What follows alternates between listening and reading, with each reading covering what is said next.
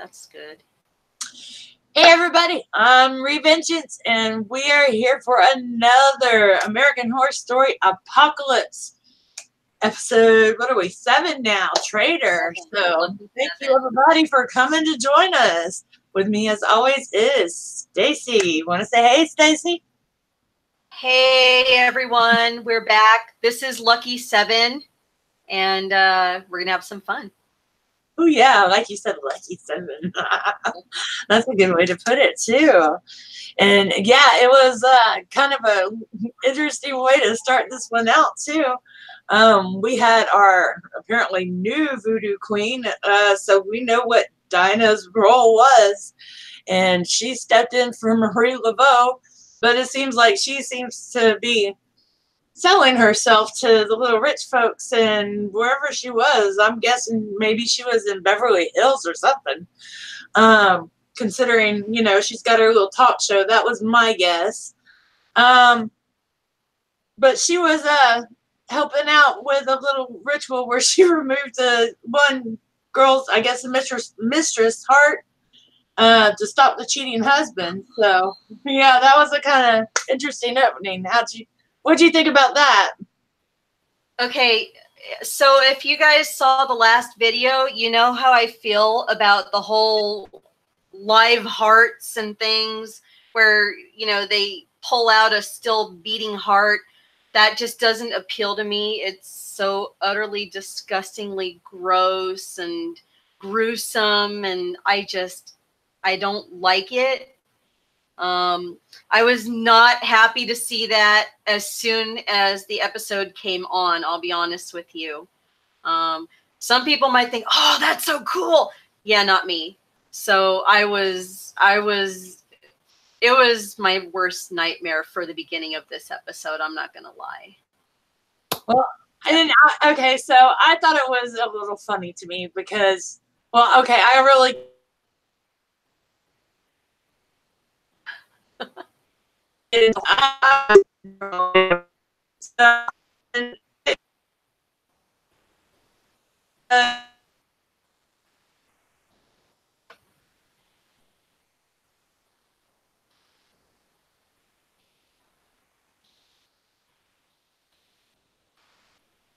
but he's got some kinky going, and you know, then we got this whole crazy thing going on with the voodoo queen, where she's basically feeding him the heart, and the wife is she's like, she didn't even want the strawberries to ease it down. Now that part, okay, I could see the humor in that, and that's actually kind of disgusting in its own right. But she was trying to teach her man a lesson, okay? I mean, if he's gonna go and he's gonna mess around on her, and you know, she's just gonna give it to him straight right there. No sugarcoating, literally, like with the strawberries, right? Like no sugarcoating. You are going to pay. And so is this chick. So look, I totally get it. I still wasn't crazy about the whole, you know, ritualistic. All right. Oh no. And I get it. And I get it. And I get it. And that's another reason, if you ever go around anyone that messes with voodoo, don't leave your fingernails or any kind of personal items or anything like that, because you don't know, that stuff can come back to haunt you. Just a little warning there. I would have a lot of problem with that because I got a lot of hair. So it's hard for me to not leave traces of my DNA behind. Okay. Everywhere that I sit, I lose at least a hair or something. So I'm screwed. That's what you're telling me, right? I'm screwed. yeah, I'm telling you. Gee, thanks. Go in there and just be like, oh yeah, no, hi, how are you? Yes, ma'am. Oh, and she gets cornered, so you know, she finishes up with her little ritual and all, and has another satisfied customer. Says, tell your friends, you know. So she must be really hard up. She's just trying to make some money at this point, right? Yeah. So Cordelia catches up with her, and she's like, look, I need your help. And she even tells her, look, I don't do favors. I want some cash, you know. The world don't revolve around anything anymore unless it's green. And she wants her to, of course, call upon my favorite, at least, Papa Legba. So yeah, it's gonna get a little interesting now with that. What do you first think whenever she gave her request? So I don't think Cordelia really understood what she was about to get herself into, first of all. She knew that she wanted to make a request, and I think she thought she was being kind of slick going for Papa Legba because of his particular unique role in all of this. As they say, he's the gatekeeper between humanity and the underworld, right? Those are his own words later on in the episode. So she's trying to go to him knowing that he basically works for, like, it's like telling someone to sabotage their boss, okay? Like, that's not cool, right? So that doesn't look good to anybody that she would ask him to do that and then not want to give what he wants in return. Like, Cordelia, you're stupid. And that's what Dinah was even trying to tell her, like, are you sure? Are you sure you don't want to take this? Because he only makes one offer. Okay. And if you don't take it, that's it.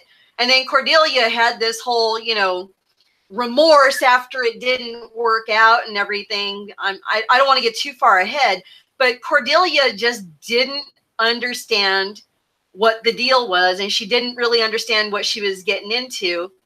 And Papa Legba, smart cookie, to bring Nan along for the ride, just to try to get her to just take the offer, and she resisted. So Cordelia, bad on you. Okay, all of your girls and 6 billion people are gonna die because of you. Those are Dinah's words. And you know what? This was something that bothered me. I think it should have been up to the girls to choose. I think she should have at least put it to them. Because, I mean, Nan seems to be enjoying her role. And when it comes down to it, with what they're facing too, it might have been the better option to go and be with Papa, They might have wanted to do that as opposed to facing what's coming, especially, with Michael and just the apocalypse and everything they know is happening. The hell that Queenie's been in, that Madison's already faced, Misty's already faced. They might rather be on the other side of that, where they actually have some control. They actually have more power of what's going on. Nan seemed happier than we've ever seen her. And Papa said, she was one of his favorites, and she wanted to see her friends again. Now that could have all been kind of a deception to kind of trick Cordelia. Maybe. I don't think so, though. Cordelia did make a very big mistake. But I don't think it was really her decision to make. I think she was making the decision for them, and it wasn't her place. And like Dinah said, what is their lives against 6 billion lives? Yeah, exactly. And I see Alicia on here. I think she understood. It was very clear that Cordelia didn't really understand how Papa Legba works by the end of the whole conversation, because she was regretting it at the end, and she wanted to see if she could come up with, something better. And Dinah was telling her, no, that's it. You're done. Like, there's only one chance with him. So I believe she did not understand what she was getting, she was getting into here. She was messing with powers and she had no idea what it was. Yeah, she knew of him and was just trying to, like she said, she just wanted him to open the gate. She knew that he could open the gate and thought that she, being who she was, I think she got a little cocky and thought that she could go in there and maybe control the situation and manipulate it a little in her favor. And she didn't realize or even think about who she's messing with. And like he said the last time, the Queen Witch and the Voodoo Queen came at me, I got this prize. What are you bringing me now? because it doesn't happen, you know, especially with, as he called them before, he referred to them before as the white witches, you know, they don't mess with him. It's very, very rare occurrence. She had no idea what the hell she was doing. That's magic that's not in her spectrum. Let's put it that way. And even when Fiona called forth Papa Legba, she renegotiated. She took the time to renegotiate as she went along while he was there, so that she could come to a reasonable deal, which is how he ended up with Nan. So, you know, she didn't take the initial terms, neither did he. And then she was just thinking on her feet, and she was willing to give up, you know, a 2-for. So I feel that Fiona understood it a bit better than Cordelia did. And that's why, you know, that's why Fiona, you know, well, actually there was also the baby and Nan, right? So, yeah.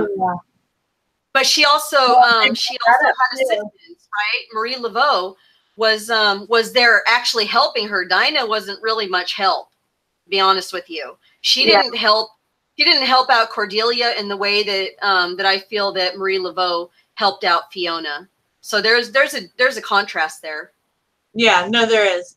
And it even brought that up. Real quick, I want to say bye, Bran. Thank you for coming. And yes, bye, Bran. See you later. He's going to go watch the episode right now. We probably will still be talking about it when you get back. So yeah, you're going to enjoy it. Go check it out real quick. Something else too. They were talking about he obviously, or Dinah's obviously went to him about the mortality thing, because she said right off the bat, I refuse to bring you the newborns. I'm not willing to pay that price for immortality. So that's something important to him. And so that right there, to me, the only reason she's the voodoo queen is because there was no one else to be. You know, I don't think she's deserving of it. I don't think it's because she's powerful enough. I think it's because, like I said, she was the only one there. You know, even Queenie wasn't there at the time. Yeah. So fandom, you said that we're going to see Papa again, because why have the new voodoo queen in the bunker? She has needed to summon him again. So here's the deal. There was an existing offer that she hasn't accepted either, and he asked her about it. You know, are you here to take me up on the offer? So she is still in a position to negotiate, whereas Cordelia is not. So I think that it would make sense that if the girls were going to be part of the bargain, and Dinah knows as the traitor, I think she's the traitor in this episode, that if she knows that that's what Papa wants, that she's going to try to give him the girls instead of the babies, because she had a moral issue with giving him babies out of the hospital. And she wouldn't have any problems giving up a bunch of witches that she didn't like enough to stay in the coven anyway. So I kind of see that happening. I could see that too, because she did try to blame them for what happened to Marie, even though they didn't have anything to do with what happened to her. And she did. She tried to blame them for what happened to all of them, you know. So yeah, that very well could be. And I know that they named the others later on in the episode traitors, but that really could be, and I could see that. And something that was mentioned over here in chat too, and I'm wondering the same thing, and I wondered it when I watch it. We still have yet to see Dinah's run-in with Michael and where she's going to cross him in the past. See, I kind of thought that would be something to do with this episode, but it wasn't. So, especially with what you're saying, if she was the one to broker the deal with Papa, as far as the girls even, that could be very well what it, you know, why she crosses Michael later. Because just jumping ahead a little bit, speaking wise about the next episode, they call him out flat out and say, we know who you are. you know, and it's like the battle has begun because we are officially, this episode was them taking the first strike. They made the first move. Game on, bitches. Let's do it. You know, the word was kill or be killed. Right, exactly. So which brings us to, let's start talking about Bubbles now. We met Bubbles McGee, and it was like to me, it was like a really, really, really old B movie on just some like really late at night, some really old cable channel or something that you just kind of fell asleep and it came on type thing. And then it was her acting in it. And I was like, oh, okay, this is supposed to be happening now when Madison really. And we found out Madison are the only two actresses that are witches also. That was kind of a cool little fact. We learned that she has the power of, how Myrtle put it, reading into someone's soul. Madison just kind of called it reading thoughts, right? Right. And me and you were talking that we kind of think that maybe she's Nana, right? Yeah, I think so. Bubbles McGee is obviously a stage name, okay? And I'll be honest with you guys, like, yo, the first thing when I saw that was I was thinking of Anchorman Tits McGee. And I was just I was dying, okay? I was like, really? That's so hilarious. They're Bubbles McGee. Anyway, so that's where my head is. That's the kind of crap that comes up when I watch movies. Well, right? no, it's kind of funny because I was thinking of it because the whole vibe of it reminded me of like I was in an Anchorman sort of mood too, but it was because of like the clothes they were wearing, and like I said, the whole feature presentation and everything. It just gave me that whole vibe, you know. Yeah. It was like, what year is this, you know? Because you know how Anchorman was set back in the day too, and that's really funny that you said that though. So the reason to think that Bubbles McGee and Nana are the same person is because of what we know Nana did for a living, right?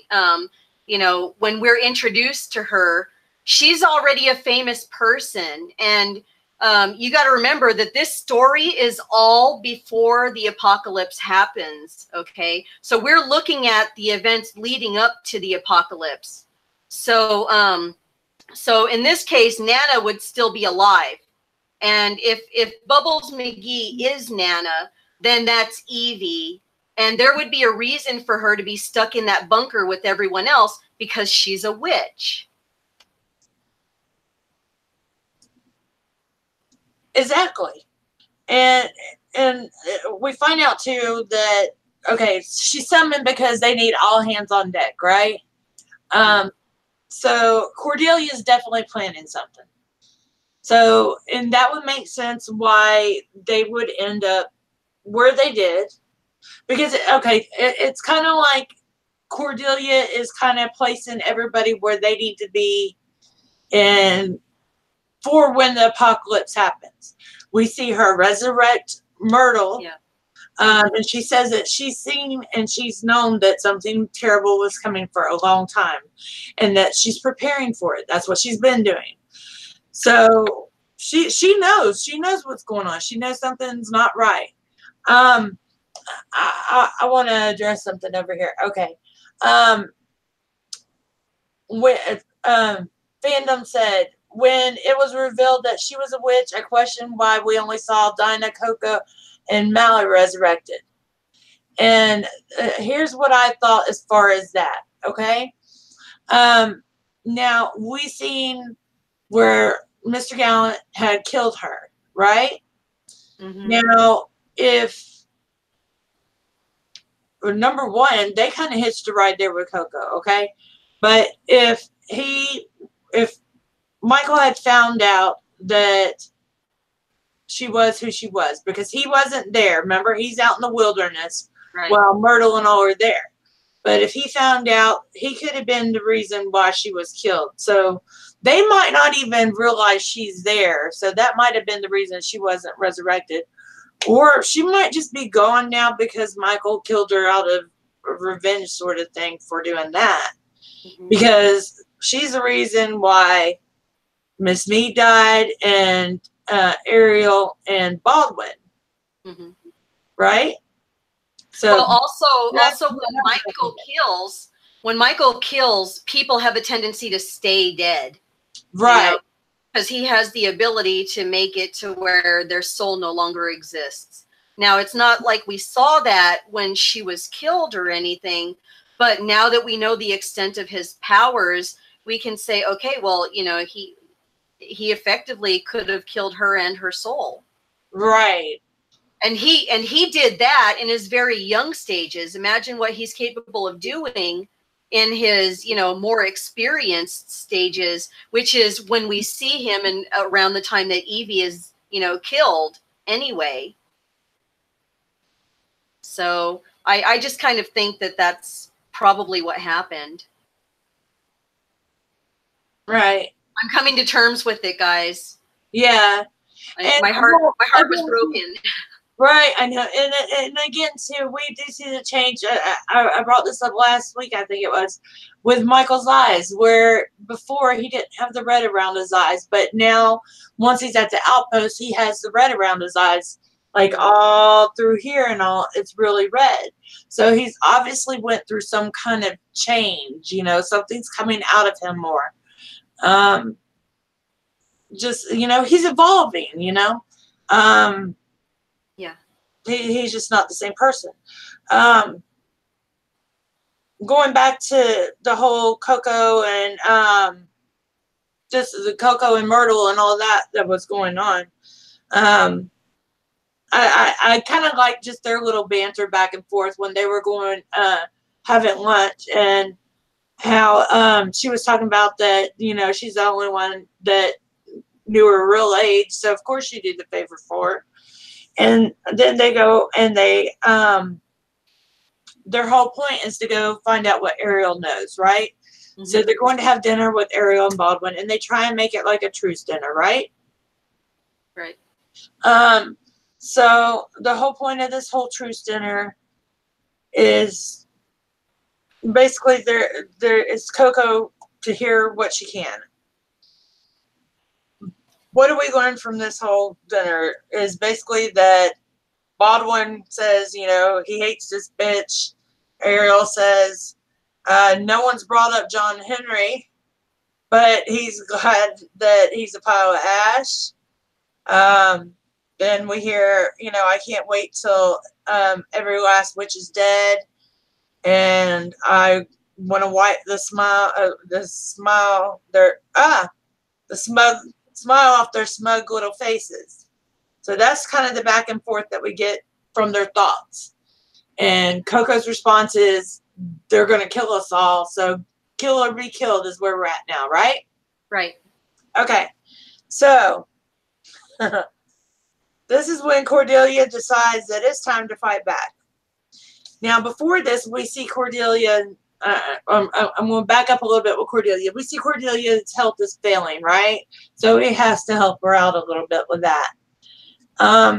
The reason I want to back up to that just a little bit is because with me, it kind of made me wonder how she got the strength all of a sudden, how she's going back and forth, because you see her really weak one minute, then you see her have the strength the next to like zip their mouth shut and do the things that she's doing. Are you catching on to any of that? Is it messing with you like it is me?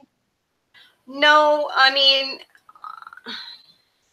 I think it's just inconsistencies.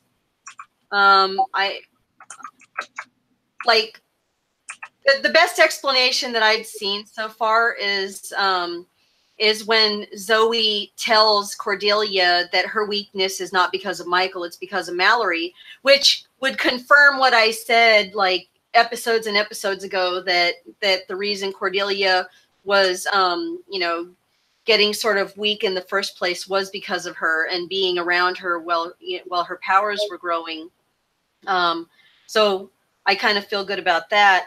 But I think it's just inconsistencies. Maybe she just, you know, she didn't, I don't know, maybe it's just in the acting or something like that, where she should have known to be a little bit more like, you know, breathless, or, you know, a little bit more weak in her movements in some cases. But I think it does jump around a little bit, and it's hard to tell where they're at in the story. The only thing that we know for certain is that it's before the apocalypse that all of this is kind of happening, and yeah, you know, kind of going up to that. So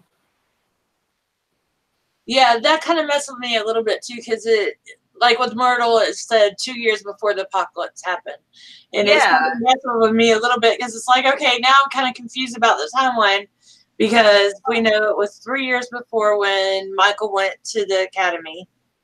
Right. So 2 years before that, she resurrected Myrtle. So where exactly are we at now? Are we about a year before or so? Well, You know, so whenever we see everybody around and resurrected, I mean, I don't know. It really is a little bit kind of dizzying to figure out where we're at in the story with everybody. But I imagine that we're still pretty early on, because after the apocalypse, we see Mallory as a gray, right? We see her, she doesn't know she's a witch. So we're not to that point yet in the story.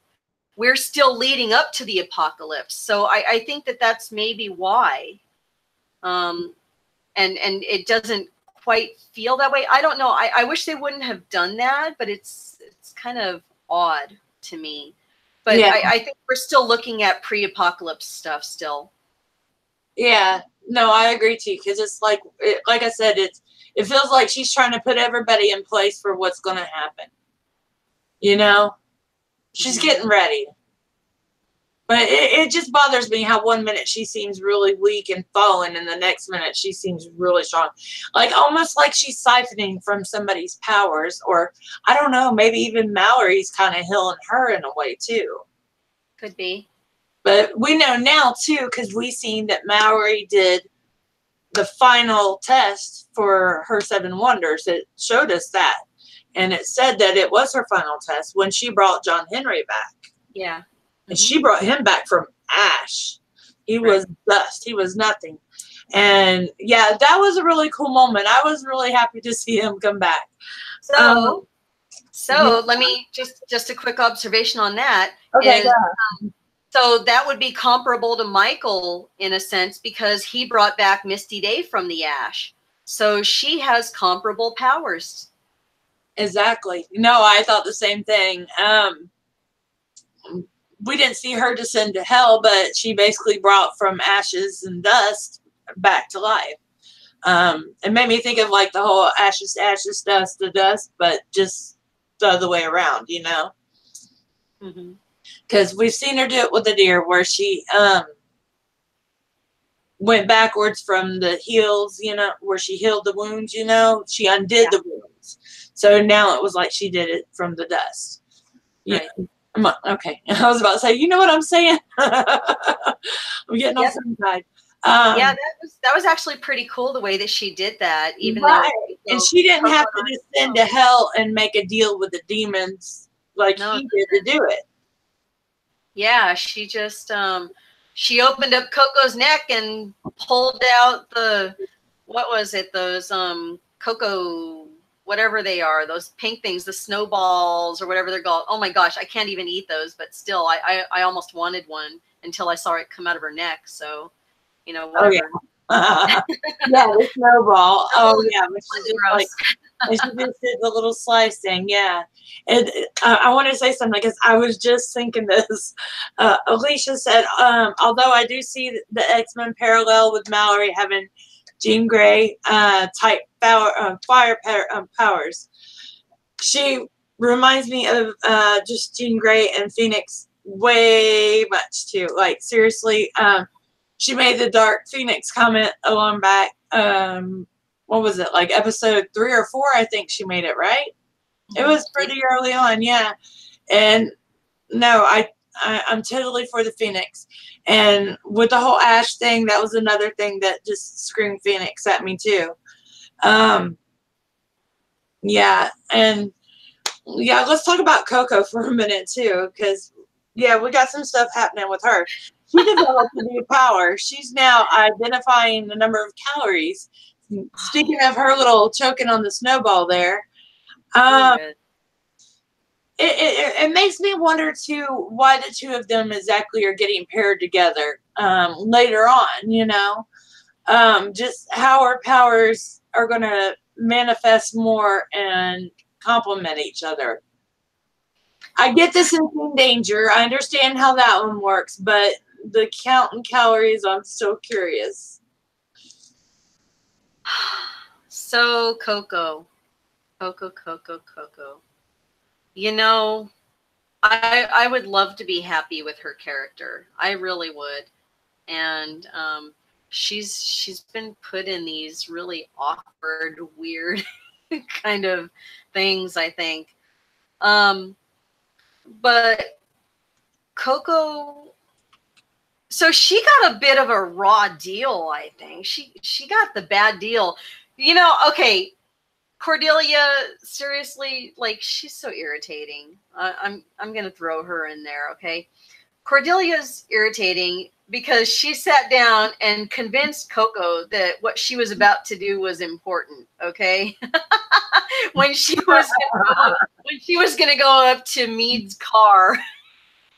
I don't know what Coco thought she was gonna do or whatever, but she was convinced for a moment that it was important, and she ended up getting shot by the tranquilizer gun. like that's your big important role, Coco. It's not, you know, it can't be Mallory because Mallory's got a different role to play. No, you're Coco, you're gonna get shot. Go to this car, get shot for us, and everything is gonna be fine. I don't understand that. I was so pissed off, but it was so funny at the same time. Like, really, Cordelia? I mean, the power of persuasion, right? Like, I don't know. I don't even know how to feel about it. She's like really nice now for some reason too.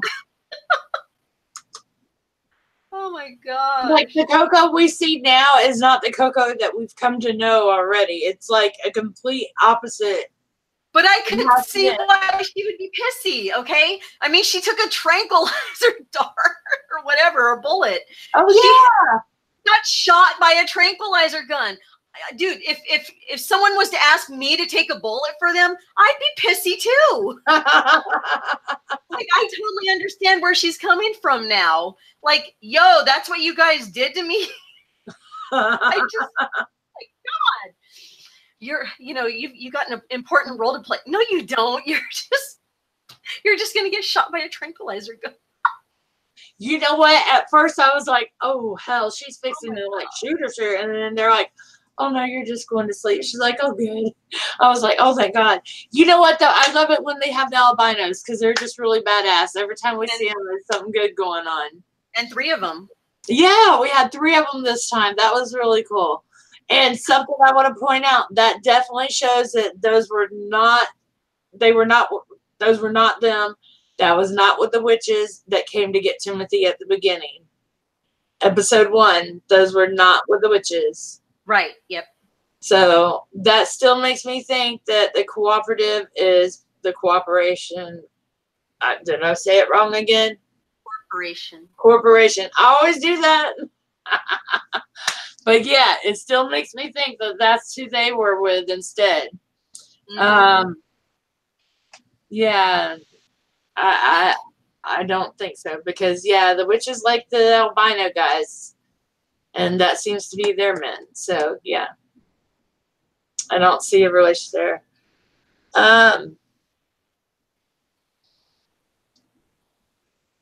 Zoe seems to just kind of be a little grown up this year. I like her role that she's been playing. It'll be kind of interesting to see what happens here. We haven't seen Kyle at all, though. are we even supposed to? Is he part of the deal or? Well, he became the new butler. Remember? No, but I mean, was he supposed to be in this season at all? I would guess not. Well, they didn't say, but still, if we're seeing the Coven house, you'd think that like he'd answer a door or something. I don't know. You just think that he'd be somewhere in there. Somewhere, you know. I mean, I understand he's playing how many roles already. Let's see, we've already had him as James Marsh. We've had him as Mr. Gallant. We've had him as Tate. And now next week he's going to play some other guy. So, yeah, I get it. He's doing a lot. But still, you kind of would have thought.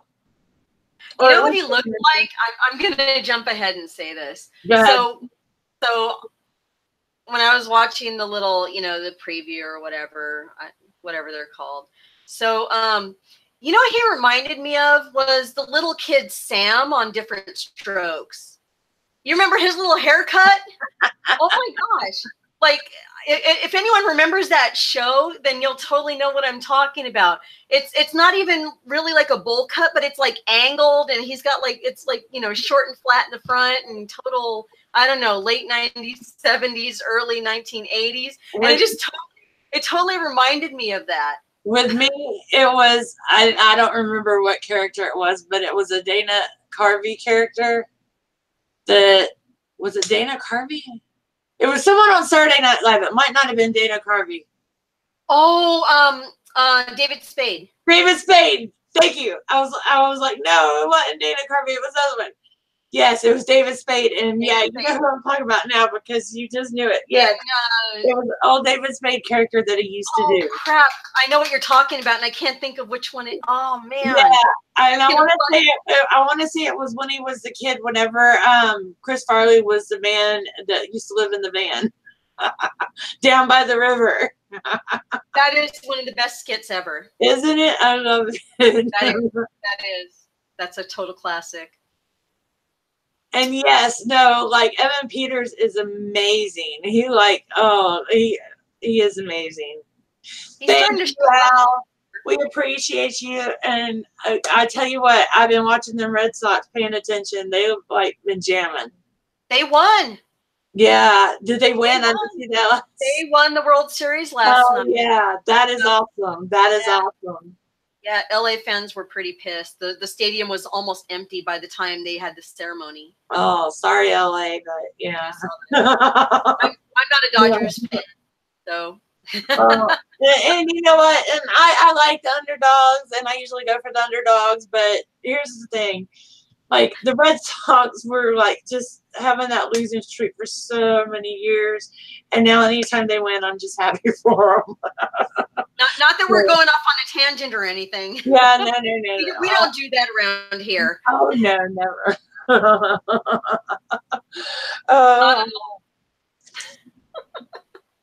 So now, you know what? I'm kind of wondering because we know we're gonna get a Miss Mead robot. We already know that because she's already there. Oh man, okay, that bitch looked crazy as hell whenever she was burning, and I think that was probably the scariest moment for me when she didn't scream at all. Huh? She didn't scream at all. No, she was like happy and just she looked crazy, man. That was like one of Kathy Bates' just like most crazy looking moments I think ever. I mean, she was just like, yeah, that was like, it kind of reminded me of like Jack Nicholson in The Shining, one of them crazy looking moments, you know? But now we know why she was turned into a robot, you know, why she came, why and how she came to be as a robot. Yeah, Michael. We have that background now. Yep. So I'm glad they did that. Yeah. But it makes me kind of wonder if the other two are going to pop back up. Only if Michael does it. I doubt it. He can bring them back from the ashes. Yeah, I doubt it though, because like, really, what good were they? You know, Ariel just wanted to use him, and Baldwin, really, what good was he at all? Baldwin was kind of like crazy after all, but he wasn't the devil. Yeah, so. I was wrong though. My heart breaks for you. My heart breaks for you on that one. Well, now I just wonder who. I wanted you to be right. The unsuspecting person, you know, not like the usual suspects, right? Yeah, right. I always try and look outside the box. But so his powder, right? I started thinking, his powder. Did you want to talk about that? Because I wanted to talk about that. Go for it. Yeah. Okay. So the powder that Baldwin created, I was looking it up, and I thought, you know, is there anything out there that could actually make someone, you know, a chemical like that could make someone bleed through their eyes, nose, all their orifices and their pores, right? And the only thing that I found was, and this may not even be all that close, but there aren't too many according to the Centers for Disease Control, and that would be like a long-acting anticoagulant, which is a chemical weapon, right? And it causes it prevents the blood from clotting properly and leads to uncontrolled bleeding. And there's only one type. It's called superwarfarin, warfarin. That's the only thing that I found that could be even close to what his powder would be considered. But it takes too long. So the magic element would make it happen like instantaneously, like they showed in the episode, where all of a sudden, you know, he's blowing the powder and then they start bleeding from, you know, from everywhere, right? But that's the only thing that kind of stuck out to me, because I was thinking, you know, what if, and can it be delivered airborne, right? And I didn't see anything about that, but I imagine that it probably could be. And then that made me think about, well, what about this whole, you know, nuclear weapon that may have had some sort of similar powder in it? And I think you mentioned in the early episodes that you and I covered that that you think that the Warlocks were behind that whole attack. And I'm saying that maybe this powder, you know, if it exists, right, and if he was able to make enough of it, I mean, there could have been some credence given to that, except for the fact that his powder was destroyed and it wasn't able to be used for its intended purpose. So I really did start thinking, well, is this the weapon that they used along with a nuclear bomb to attack all these different, you know, places? And I was convinced for a moment, but then I thought, no, because he would have had to make really large batches of it, and it would have had to have been delivered around the world. And that little bit that it took him basically a lifetime to perfect wasn't going to be enough. So I don't think, having thought that through, I don't think that the Warlocks were behind the attack. Okay. Okay. All right. Now, here's what I was thinking about that. First of all, I thought it was kind of funny that they said that a witch actually invented that, and it was 1590. It was Agnes Sampson, and she made the same thing. It was just reverse. It worked on the men. And so they said, oh, that's plagiarism. So that was kind of funny. Yeah. And I don't know. And I've heard of warfarin. My uncle who died back in 2005, he used to have to take that blood thinner. Yeah. Now, I don't know what, where, when, but I'm really curious now, and I want to try and find out. But I remember, and it was something that I read. I read too many books.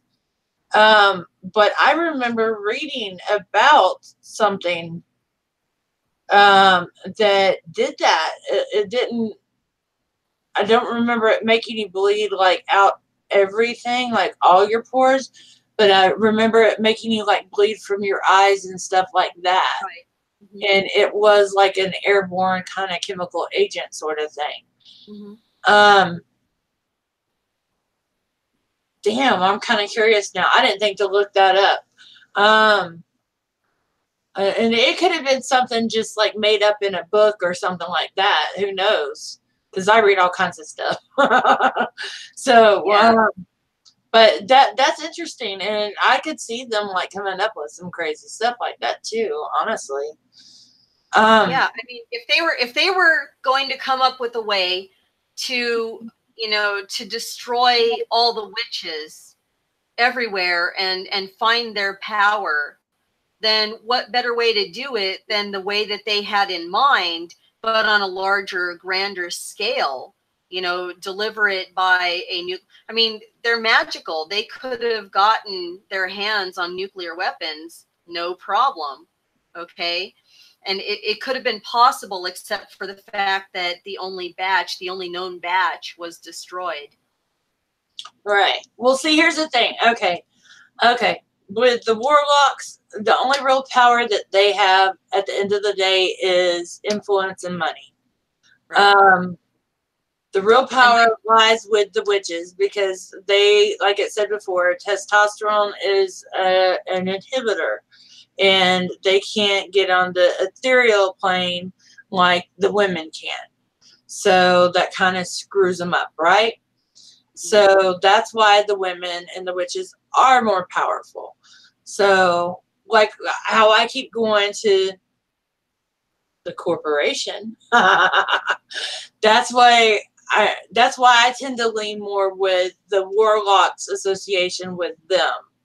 And even though they're witch hunters, okay, the warlocks obviously got issues with the witches to begin with. Why wouldn't they align with witch hunters? You know what I mean? Right. So, and that's where they gain their power from, is money and influence. I mean, all right, even look at Dinah, look at Ariel. I mean, that's what they're all about. They just want power and influence. They want to be on top. So what better way to do it, They can't get what they want as long as the witches are in control. No, I could see that happening. I mean, and it looks like it might be building up to something like that with, with the money, with, with those sorts of references. I'm still curious to see who the cooperative is comprised of, right? I mean, that's kind of been a question from like the beginning, is who are going to be these 12 people. And I know that we tried to take a stab at who they were going to be, but at this point, there's no knowing. I mean, if we were to take this show and fast forward it to, what's happening right now, okay, and Cordelia is having to deal with, or Mallory is having to deal with, the whole aftermath of all of this. I don't know that we have a sense of who those people are really going to be. I mean, are there even 12 main characters still in this series right now? I mean, it's not going to be any of them. It would have to be other people. Yeah, I'm still curious about that. I'm still curious to know who the cooperative is, what it is. Oh man, what they call them? What was the guys on the cooperative called? Not the. Okay, what did they call them? I got it written down somewhere. What was it that they called the main guys on there? I don't even remember. I remember they had a name for them too, though. Like their board or whatever. Yeah. Their little elite. Well, they called them, the right arm and all of that. I mean, just. Oh yeah, no, not them, but they like on their, like they had a board name for the cooperative. I'll figure it out. It'll come back to me. But yeah, it was like the visionaries. The Who are visionaries. the visionaries? Especially, okay, now we don't have Ariel, we don't have Baldwin.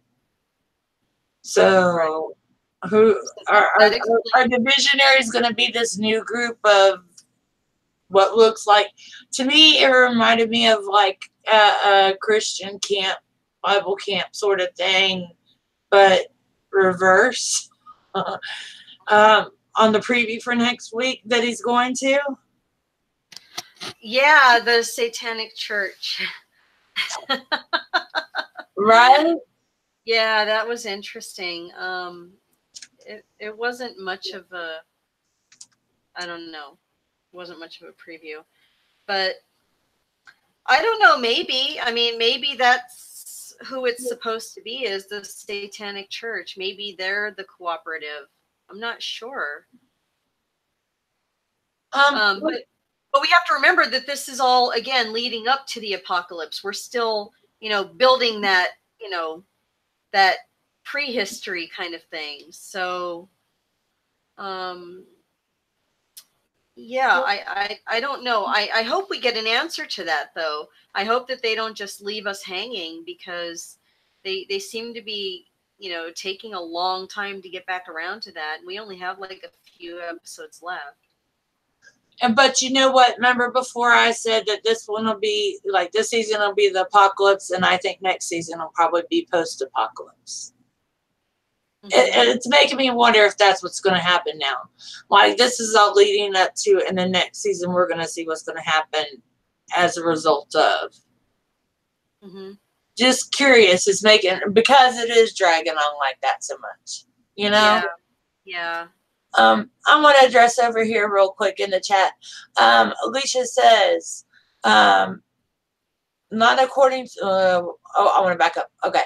I'm wondering if the theory of the murder house being the sanctuary is real, and what was the point of Emily and the other boy there because of his DNA? Speaking of Timothy. Yeah, we are too. Now, as far as this murder house being the sanctuary, I personally don't think so anymore. I was thinking that before, but now that they've said that the evil has left with Michael, I don't think it is. I'm thinking the sanctuary is probably the Hotel Cortez. That's my thought at this point, because that is probably I'd say the most active and portal, I'd say, to hell right now that we know of, unless there's somewhere that we don't know of active. But that would be my guess as of right now. What about you, Stacey? So the sanctuary, if we ever see it, I mean, let's put it like this. If there is a sanctuary, we have to think about the type of structures that would survive in the first place. Okay. I don't know that any of those structures survived. I think that this particular structure survived because it was underground. And we know that the hotel is certainly not underground, but it did have, basements, and there is an underground kind of aspect to it, right? And I guess you can say it's the depths of hell, right? If you want to put it like that. But I don't believe that these structures survive. So the sanctuary, I mean, it's anyone's guess. The likely candidate is the hotel, but I don't know. Or what if there's no sanctuary at all? What if it's all bullshit? I mean, that could be true too. It could be. And, he comes in with this, supposed reason. I mean, okay, if we take it back, it didn't seem like Venable, right? When Venable and Meade were still, kind of alive and kicking, right? Well, Mead's still alive, but as the robot. But it didn't seem like they knew about the sanctuary. And you would think that if she was like a right arm of the cooperative or a right hand, that she would know about something like that. And she didn't know. So the likelihood is that it's a bunch of crap and that's just made up. Right. No, I agree. And he's just going in there, you know, under this pretense and this completely, you know, ulterior motive altogether. So maybe there is no cooperative. Maybe there is no sanctuary in all of this. Maybe it was all just a bunch of crap. I'm starting to feel that way. Like, yeah. No, like me we're too. going to find that it was all a lie. Me too. And as far as Emily and Timothy, I've been like kind of all over the place on this one. This is my thoughts on this. Emily, I think, is the missing Emily from Roanoke, which was just grown up, because our dear Dinah from this show, Adina Porter, her daughter, she has 2 daughters. The one went missing when she was 4 years old, and her name was Emily, so I'm kind of thinking that was her. And Timothy, to me, I'm just wondering if maybe that's supposed to be like Michael's other brother that died in Murder House, but maybe a grown-up version, or someone else that I'm just not thinking of at this point. How about you? I don't know that Timothy is that twin. Yeah, I'm still on the fence with that one. I don't know either. Like, that was my first thought, and now I'm just like, I don't know. Yeah, I don't think anyone else yet. I don't think that he's the twin, but you know, it'll be interesting to see how they go with all of this. I just, why do they do this to us? They give us this story up front, and then they have to build this whole, you know, backstory leading up to everything, and it's just dragging on and on and on. And I want to find out how Mallory was, so he thought, the only witch that survived, but it turned out that Dinah and Dinah and Coco also survived. I'm probably missing someone, but I don't like.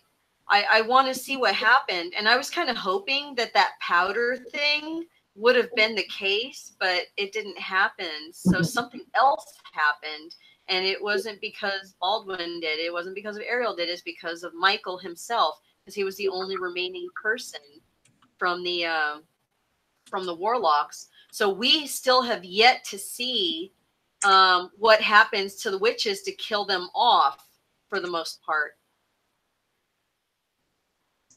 So we got to remember, like, those are the only, you know, surviving witches, I guess, or I don't know. It just keeps going around in circles for me. Something I want to bring up again that we were talking about before. Maybe he thought he finished the deed, and he, you know, he didn't know. Maybe he didn't know that he didn't kill everyone, and he thought that he did, and, you know, that would be a big misstep on his part, especially being who he is. That's a huge mistake, I think.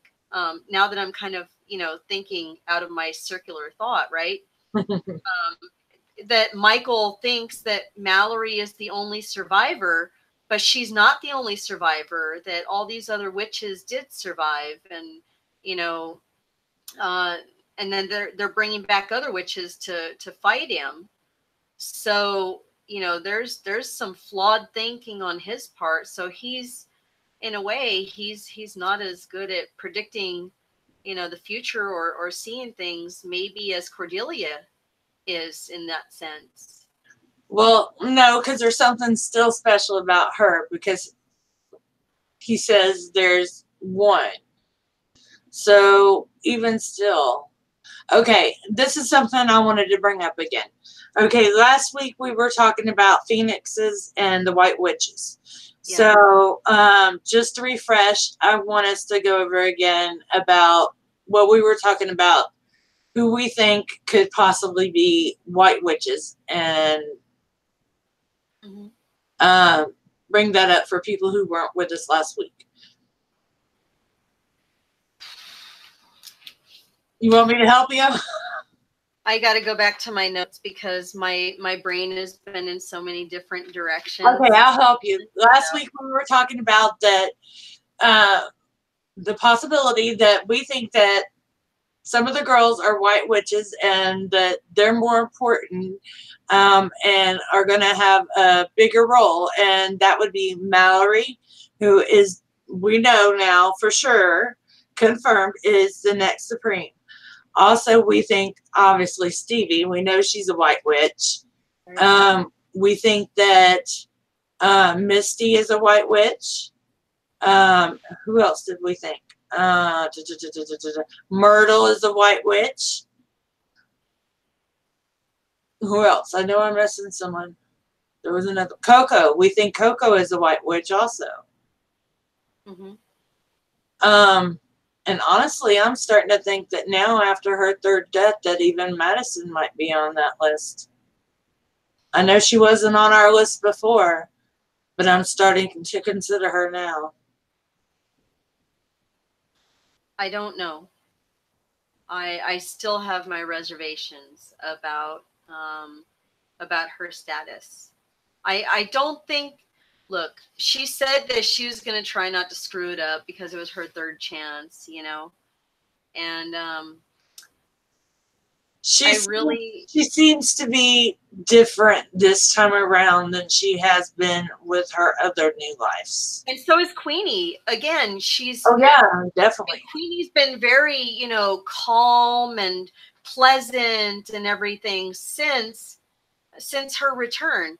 Versus, you know, Madison is still about the same, you know, and they both went to, you know, forms of hell.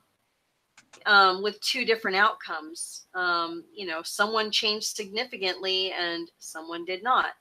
I have my reservations about Madison being a white witch. I think she's going to come into herself. I'm not giving up on her yet. I think she's coming into herself.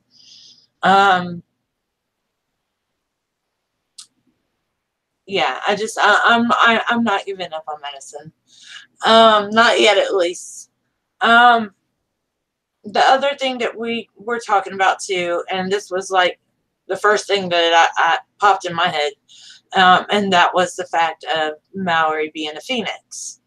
And then we started considering the fact that all these girls too could also be phoenixes, especially because they were all going through this whole rebirth and process where they've all came back from the dead now too. Yeah. So they've all risen from the ashes. And if we look at that too, we can also now include a couple warlocks, right? Yeah. Because we've got John Henry now too that's done that. So yeah, that's something also to look at too, especially when we're talking about the whole end of the world happening and stuff like that, and how that can play into it.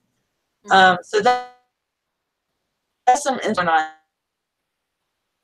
I don't think, you know, the whole Dark Phoenix trailer and all that, I think they threw that in there as kind of a little hint, you know?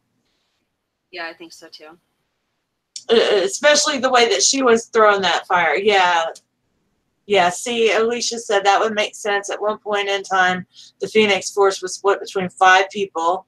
It'd be interesting to see. Exactly right. Yeah, see? And yeah, that's the Marvel in me coming out, man. It just gets me, and yeah. It's a lot of similarities. It is. And I'd really like to see it. I would. I think it would be awesome. Just a little twist to it.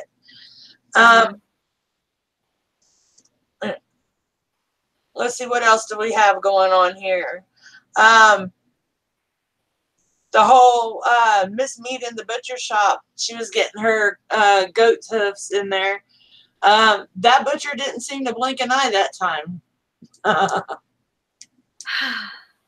Yeah, she was very open about her need and why she wanted it and everything. Yeah, she wasn't shy at all. Yeah, that was pretty funny. And Coco wasn't very good at following her around the store. She was totally obvious. Like she was a horrible like tail. She was horrible. I mean, you saw her in the mirror, and you know, just walking around. Yeah, you following me around, you know. Yeah, she was bait. That's all she was. Coco was bait. That's what it came down to. You're hearing it here first. It's the only time I'm going to feel bad for Coco. Okay. Yeah, you haven't liked Coco yet, have you? No. I mean, even if she can tell if something has gluten, and even if she can read the calories, I mean, I like that's endearing in its own little way, but overall, I still feel like she's almost pointless, and that's kind of the way Cordelia treated. She's kind of treating her that way, like, you know, you're pointless, like you're disposable at this point, you know, and what if she would have gotten shot by a real bullet? I mean, yeah, Mallory would have had to like bring her back and all that, but I don't know. Maybe that is Mallory and Coco's destiny, is for Coco to keep getting herself into these bad situations and Mallory to get her out of them or something. Maybe that's their twist of fate. I love that you said the word disposable, because that's exactly what they said. Madison said to describe herself when she was in the murder house. She said, it's because the council feels like I'm disposable. Yeah. So, and then how she confronts Coco whenever they resurrect her. So we still don't know what the beef is there. So wait a second here. So if let's go back to the Papa Legba thing, right? Because I know I did want to talk about that for a while. Yeah.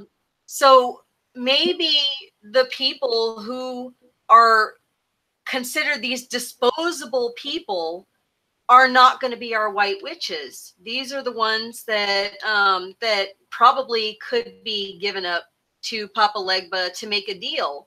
So let's just say, in theory, right, that that Madison and Coco, you know, two people, you know, Madison didn't seem to like her for some reason. We don't see why that is yet. Something happened between the two of them, but they both have been in these disposable sort of situations where, you know, Madison could have gotten stuck at the murder house and Coco could have died, or she could have gotten shot or, you know, seriously injured in order to stop Mead. So, you know, Cordelia, I mean, let's see who else Cordelia lines up in these sorts of situations. And so far, it's the two of them. Yeah. Cordelia doesn't, she seems to be playing favorites too. Have you noticed that? Yep. And it's like, I don't know. And I kind of wonder if that's why we don't see Misty and Zoe later. Because we haven't. Think about it. Okay, she says she needs Myrtle, so she's got Myrtle by her side later, okay? The only other person there is Madison. But why don't we see Queenie? Why don't we see Misty? Why don't we see Zoe? So, and that's kind of the thing, right? Is whoever Cordelia is able to bring back is probably going to be by her side. And whoever someone else brings back is probably going to be in those disposable roles.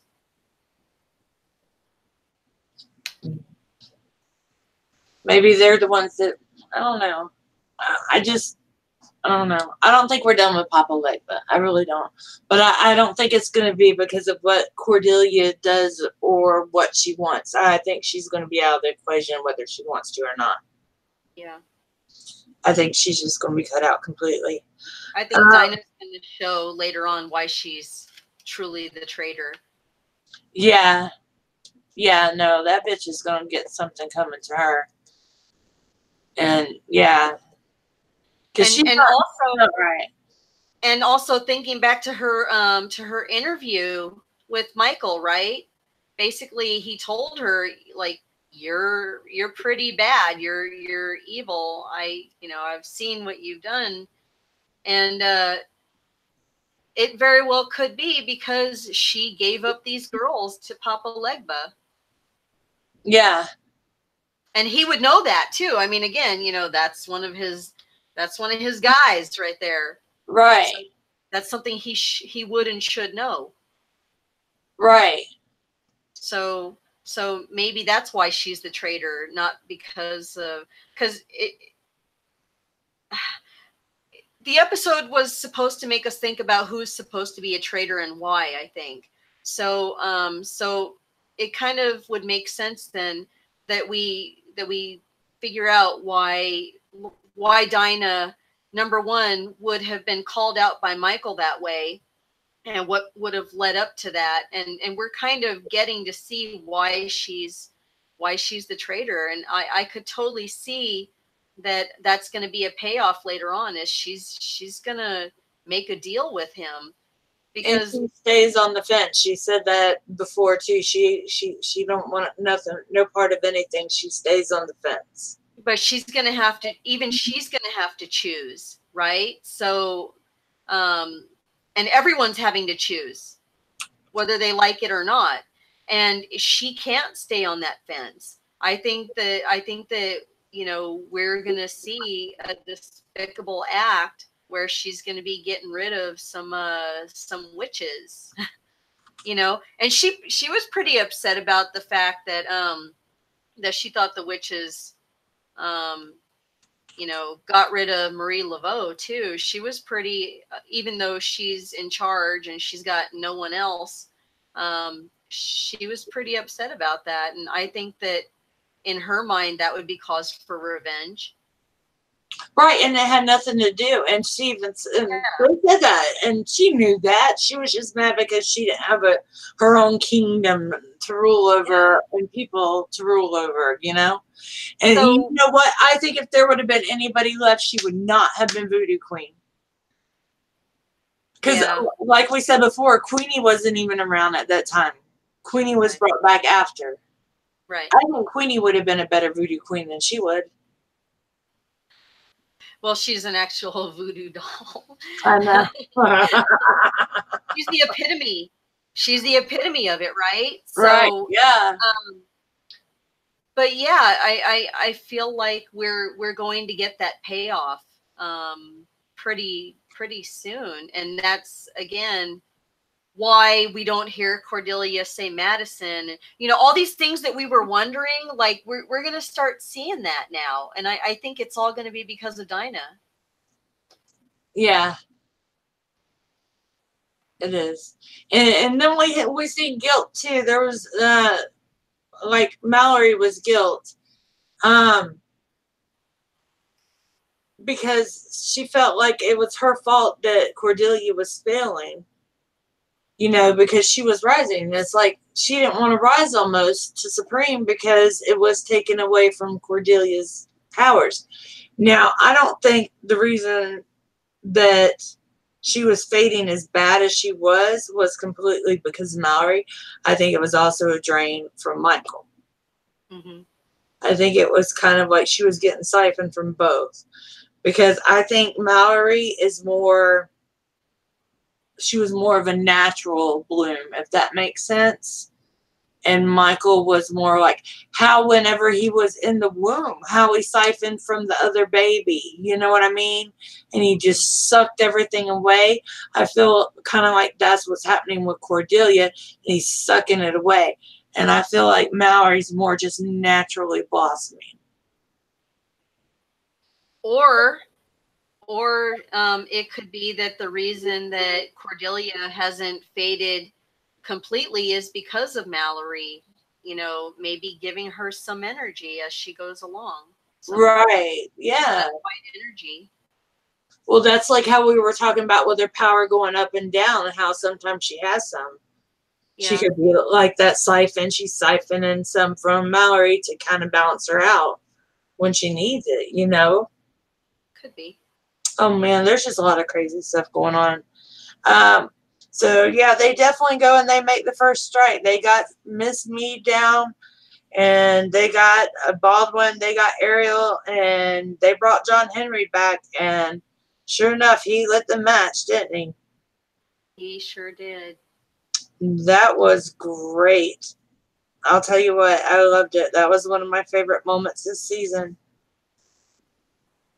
It felt good. It felt good to see that. Yeah, because, I mean, yeah, look, I'll be honest with you here. Like, I didn't feel that Ariel was especially a huggable character. He was like a little worm. I was just waiting for him to go. Yeah, he wasn't likable to me, and I didn't really care much about him. And Baldwin, so what's his penny packer? Yeah. Where did they get these names?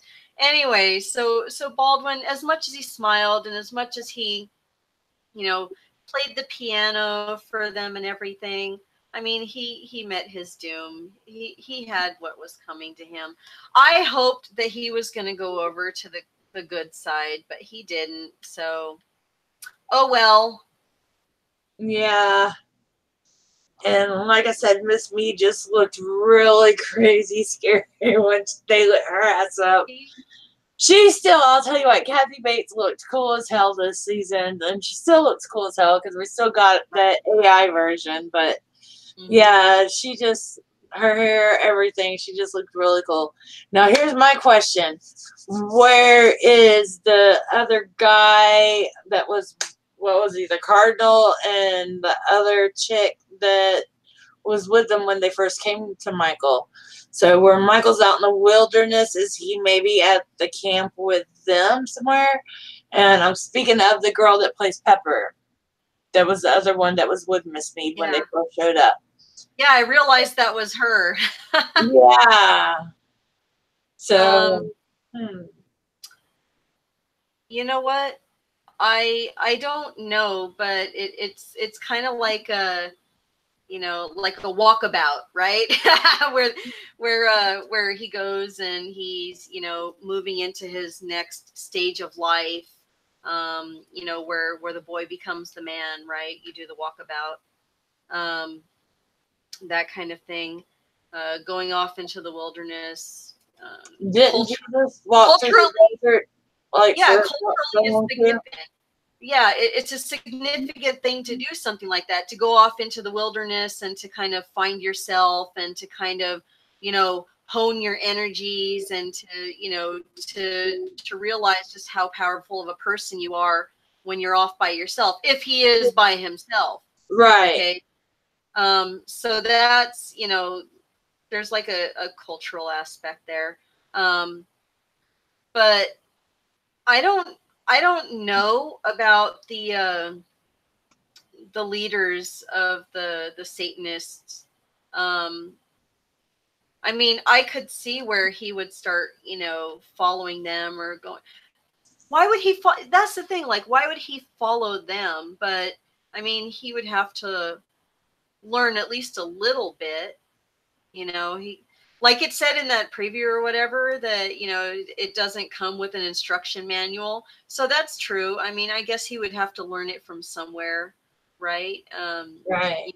He learned some of it through Mead as a teenage boy. So he's learning too. He's still learning. And I think we should remember that and there's still the possibility, like we said, just because he physically grew doesn't mean that he's mentally grown. He could still have the mind of a much younger child. Yeah, could be. And then yeah, I wasn't too happy with what I saw for the next episode, so I just hope that the episode is better than that. Um, I wasn't too crazy about this episode.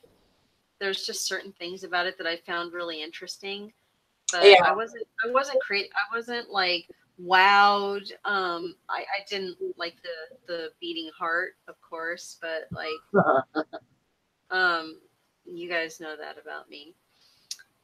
I I just feel like this is gonna fall flat. Like it started out so good and now it's just gonna fizzle. I'm starting to get that dread. And I hope that's not the I want to be wrong. Prove Yeah. me wrong. Prove me wrong. So yeah, I'm not really speaking enthusiastically about this episode because I really wasn't very enthusiastic when I was watching it. I didn't have those moments that I had with the other episodes. There were some spots. It was spotty at times, but I wasn't really feeling it that much. I know how you feel. Let's see. I'm gonna go ahead real quick and do some shout outs to the stream real quick too. Thank you, fandom, D Saint, BBM. Thank you, darling, for coming by. Brandwick, I see you came back by. I appreciate you. Alicia, Law, thanks for coming by. Jen, she already stepped out. She went bye-bye. But thank you, Jen, for coming. Lady Wolverton. I know I missed Al was here. Al, Red Sox fan. Always a pleasure to have you. I know I'm missing people. I'm scrolling. LMR, thank you for coming by too. Marie, always a pleasure. Thank you for Marie for coming. Anyone else I missed? If I missed you, I'm sorry. I'm scrolling. Thank you guys all for coming, and we hope you enjoy it. We enjoy having it. Sorry we were late this week. Oh, my son. Oh, that was my husband on my son. Thank you, Brandon. I love you, darling. Yeah, we had a family emergency. Had to go out of town this weekend, so we were late this week. We will be back on Saturday this week. And with, what's the name of it this weekend? I will remember later. I didn't catch the name of it. And I normally know it right off the top of my head. But we will be back. We only got 3 episodes left this season. So yeah, see, that's where I'm kind of like, okay, what's going at this pace, I feel like there should be a lot more happening really fast, you know? Yeah. And so you kind of have that feeling too, like it's starting to fizzle, and yeah, it's usually not a good sign with this show because that's typically what happens. But something I've learned is the last 2 episodes are usually really good. Like we kind of get that moment, and then the last 2 episodes are like, oh wow. So that's what I'm hoping for. Yeah, that's what I'm hoping for. Me too. I know. Let's see. Anything else that was jumping out at you from this one? No, those were I think we pretty much covered everything, and I think that we are starting to get answers, but it's kind of slow in the making too. They could have really sped up a lot of this stuff and done it just a little bit, better, I think. Yeah, I agree. And guys, if anyone ever needs a way to watch it, let me know. I'll hook you up with a login. I will help you watch it if you need to. Don't worry. Reese got you. But yes, it is on Wednesday night, 10 Eastern, 9 Central, and then it's on again right afterwards. So yes, check it out, and don't forget to wear black on Wednesdays. Black Wednesdays. Yep, black on Wednesdays. Yep. All right. We'll go ahead and wrap it up now. Thank you guys, and we'll see what's happening. I kind of think we're going to find out what Michael was doing in the wilderness maybe on this episode and see a little bit of his retaliation. Thank you so much. We appreciate you guys for coming out. And Stacey, any last goodbyes? Yeah, bye everyone. It was really good being out here and glad to see so many familiar names out here chatting with us. You guys always keep us thinking on our toes and everything, and we totally appreciate that. So so it's always a pleasure. And make sure that you watch. That way you can sit here and chat with us on live stream nights, because that's always a lot more fun. So come join us. And happy Halloween, everybody. Happy Halloween. We will talk to you guys later, and we'll be definitely talking about some Halloween stuff then too. All right, love you guys. Have a great week. Bye everyone. Bye.